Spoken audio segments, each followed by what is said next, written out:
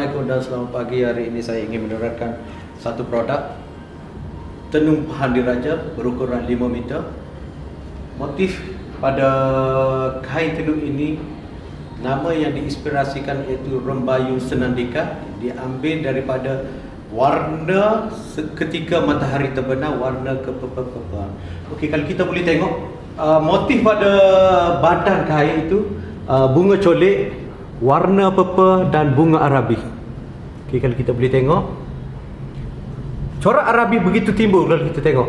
Dan bunga colek ini sebagai pemanis dia. Pada bahagian kain pula yang dimasukkan motif ikat pakan, gigi belalang dan macam biasa bunga colek sebagai pemanis. Tak lupa juga bunga Arabi turut dimasukkan dalam motif kain ini. Pada bahagian kain pula terdapat kepala kain, susunan gigi belalang berturut-turut yang menggunakan benang emas.